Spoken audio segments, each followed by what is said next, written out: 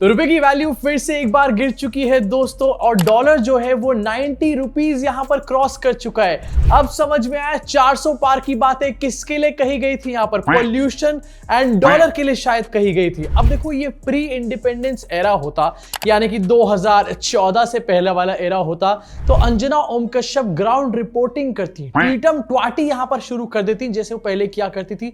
लेकिन हमारी इंडिपेंडेंस हो चुकी है, मोदी जी का राज है यहां पर, एंड मोदी जी तो डेवलपमेंट पे डेवलपमेंट करे चले जा रहे हैं। तो इसलिए अंजना ओम कश्यप ग्राउंड रिपोर्टिंग कर रही हैं, लेकिन इंडिया में ग्राउंड रिपोर्टिंग नहीं कर रही है, रशिया में जाकर ग्राउंड रिपोर्टिंग कर रही है। एंड आपका दिमाग हिल जाएगा ये देख करके। राष्ट्रपति पुतिन के भारत दौरे पर हल्ला बोल सीधा मॉस्को से दोस्ती इम्तिहान लेती है। मुझे यहां पर पनौती की बू आ रही है बहुत तगड़ी। पिछली बार जब अंजना ओम कश्यप ने इस तरीके से अमेरिका जाकर के रिपोर्टिंग करी थी तो हमारे ऊपर 50% टैरिफ लग गया था यहां पर।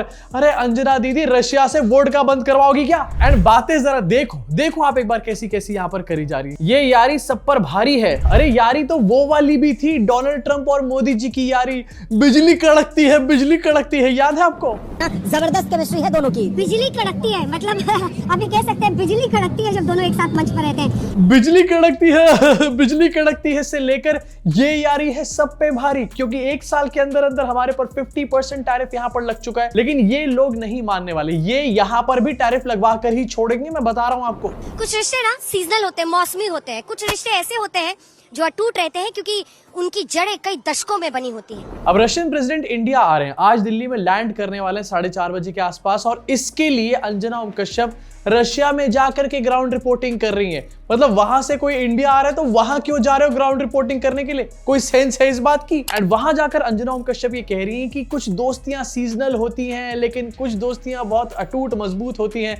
मतलब अमेरिका के साथ एस्टैब्लिश कर दिया गया कि हमारी दोस्ती सीजनल थी एंड वो टूट चुकी है, लेकिन ये वाली नहीं टूटने वाली। ट्रस्ट मी गोदी, तुम ये वाली दोस्ती भी तोड़वा कर ही रहने वाले हो। इनफैक्ट एक और आपको दिखाना चाहता हूँ, रूसी लाल टोपी पहन के यहाँ पर रिपोर्टिंग करी जा रही है। मतलब रिपोर्टिंग चल रहा है यहाँ पर या फिर फैंसी ड्रेस कंपटीशन चल रहा है? एक तो भैया इंडियन रुपी की वैल्यू गिर रही है, इंडिया में तो रिपोर्टिंग कर लो, लेकिन नहीं, ये रिपोर्टिंग इंडिया में नहीं रशिया में जाके करेंगे। ऊपर से रशिया में भी लाल टोपी लगाकर रिपोर्टिंग करी जा रही है। लाल से तो वैसे भी मोदी जी को बहुत प्रॉब्लम है। अब आने वाले टाइम में क्या देखने को मिलेगा? जापान जाकर अंजना ओम कश्यप रिपोर्टिंग करेंगी, जापानी जूता पहनकर, सर पे लाल टोपी, रूसी फिर भी दिल है हिंदुस्तानी। इनफैक्ट पुतिन के साथ मीटिंग भी करी है अंजना ओम कश्यप ने। मतलब पुतिन को लेने के लिए वहां तक ये लोग पहुंच चुके हैं। अरे स्वागत तो इंडिया में रहकर भी करा जा सकता था अंजना दीदी। पुतिन के भारत दौरे के मायने, मोदी और पुतिन के रिश्तों का विश्लेषण। अब यहाँ पर विश्लेषण वगैरह कुछ नहीं करा जाएगा, बस आपको ये दिखाया जाएगा कि देखो ये कितने ज्यादा गहरे दोस्त हैं। मोदी जी तो पुतिन की गाड़ी में बैठ गए थे एससीओ समिट के दौरान, आपको याद है? अब वैसे जो यहाँ पर अंजना ओम कश्यप कर रही है वो कुछ भी नहीं, क्योंकि वाराणसी में कुछ लोग ऐसे हैं जो कि पुतिन की आरतियां उतार रहे हैं उनके वेलकम के लिए। ये मुझे सच में पनौती की बू दे रहा है। जो पिछली बार डोनाल्ड ट्रंप के साथ इन्होंने किया था वो यहाँ पर पुतिन के साथ कर रहे हैं।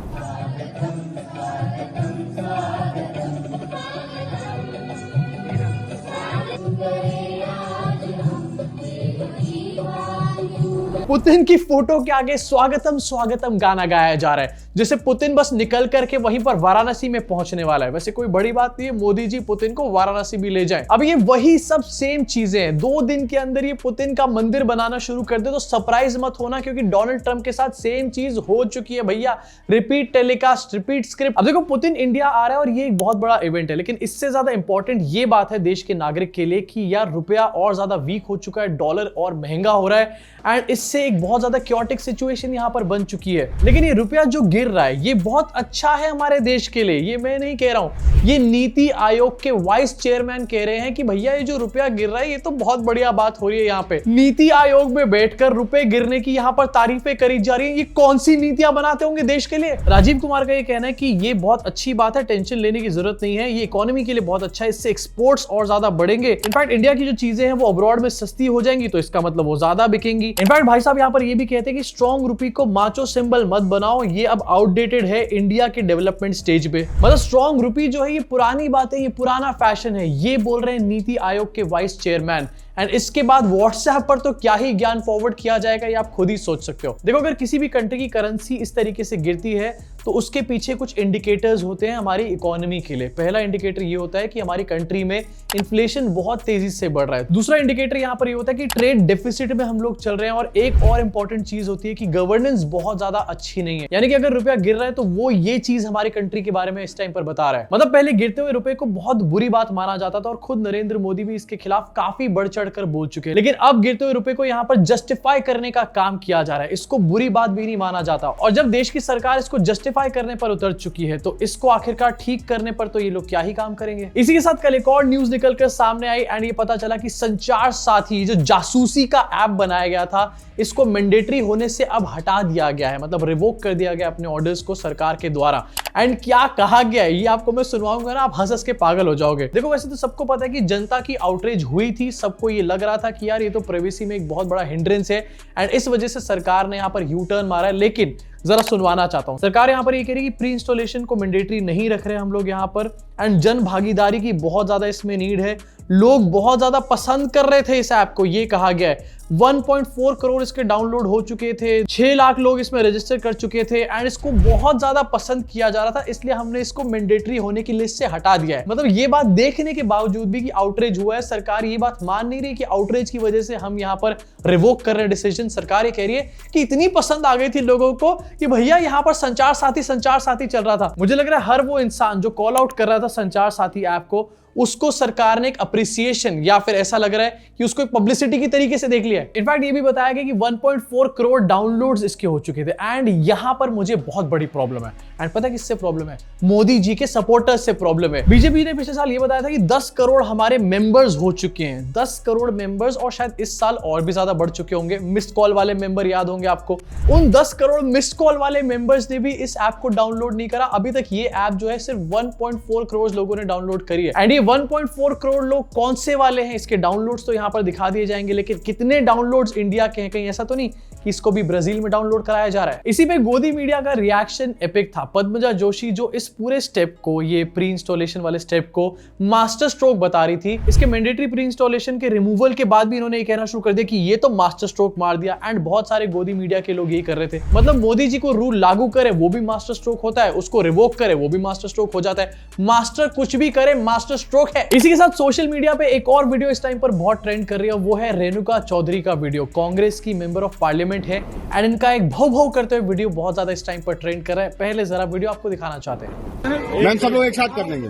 हाँ मैम, आपके खिलाफ संसद में प्रिविलेज मोशन लाने की तैयारी कर रही है बीजेपी, क्या कहेंगे आप? क्या और क्या बोल मैम प्रिविलेज मोशन आपके खिलाफ लाने की तैयारी की जा रही है, इस पर क्या कहना चाहिए? जब आएगी देखा जाएगा, ऐसे क्या परेशान? आपका कोई जवाब उनके लिए?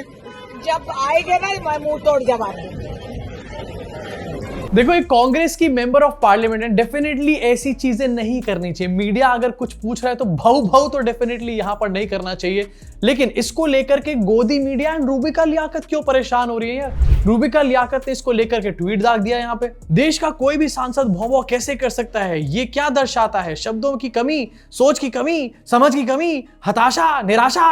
रूबिका लियाकत को ये प्रॉब्लम नहीं है कि मेंबर ऑफ पार्लियामेंट ने भाव क्यों कर दिया। रूबिका लियाकत को ये प्रॉब्लम है कि मेरा काम आखिरकार कोई और कैसे कर रहा है। एंड पूरा मीडिया यहाँ पर लगा पड़ा है कि रेणुका चौधरी ने भाव कैसे कर दिया। सारे मीडिया को अब इस बात की टेंशन है कि सांसद ने भाव कर दिया, अब देश का आखिरकार क्या होगा? अबे रुपया गिर रहा है, पॉल्यूशन हो रहा है, उससे देश का क्या होगा? उससे कोई फर्क नहीं पड़ता। हाँ, डेफिनेटली यहाँ पर रेणुका चौधरी ने जो किया वो नहीं करना चाहिए, गलत है पूरी तरीके से और बेवकूफी है, महाबेवकूफी है। लेकिन तुम लोग जो कर रहे हो वो क्या है? अखंड बेवकूफी। अब ये रेणुका चौधरी के अगेंस्ट प्रिविलेज मोशन की यहाँ पर बात करी जा रही है, क्यों करी जा रही है ये भी बड़ा स्टूपिड और फनी है।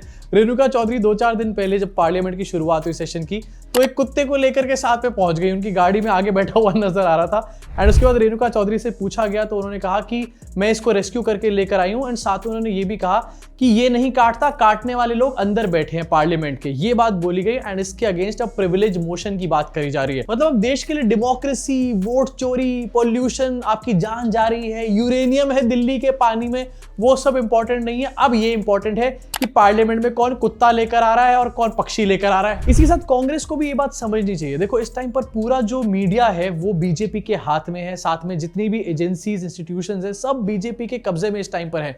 तो ऐसी हरकतें करना डेफिनेटली, इससे तुम अपने पक्ष में नैरेटिव सेट नहीं कर सकते। और politics is all about narrative, उसके अलावा और कुछ भी नहीं होता पॉलिटिक्स में। अब अगर नैरेटिव तुम्हारे पक्ष में नहीं होगा तो चाहे तुम जितनी भी सही बात, जितनी भी सही चीज क्यों ना बोल रहे हो, जैसे कि पॉल्यूशन की बात कर रहे हो, SIR की बात कर रहे हो, या फिर for that matter stray dogs की भी अगर यहां पर बात कर रहे हो, लोग तुम्हारी नहीं सुनने वाले, क्योंकि जो मीडिया है पहले ही तुम्हारे को डिफेम करके बैठ जाएगा यहाँ पे। अब इससे बचने के दो तरीके हैं एंड ये चीज विपक्ष के लोगों को समझनी चाहिए। पहली चीज, ऐसी हरकतें ना करें। दूसरी चीज, अगर हो गई ऐसी हरकतें तो भैया मीडिया को बॉयकॉट करो ना पूरी तरीके से। एक तरफ तो ये लोग भी गोदी मीडिया को खुद कॉल आउट करने का काम करते हैं विपक्ष के लोग, लेकिन गोदी मीडिया के पास अपने सारे स्पोक्स पर्सन भेजने का काम करेंगे। अब एक बार खुद इस बात को फिगर आउट करो, कितनी बार आपने विपक्ष के बड़े बड़े नेताओं को किसी भी यूट्यूबर के चैनल पे देखा है? आप कभी भी नहीं देखने वाले, लेकिन सारे गोदी मीडिया वहां पर सब लोग पहुंचते हैं। अब आपका इसके बारे में क्या सोचना है नीचे कमेंट सेक्शन में अपनी भड़ास पूरी तरीके से निकाल डालो। एंड अभी तक अगर आपने सब्सक्राइब नहीं किया है तो कर डालो, क्या वेट कर रहे हो? मैं भी क्या रशिया जाके रिपोर्टिंग करूं लाल टोपा पहन के?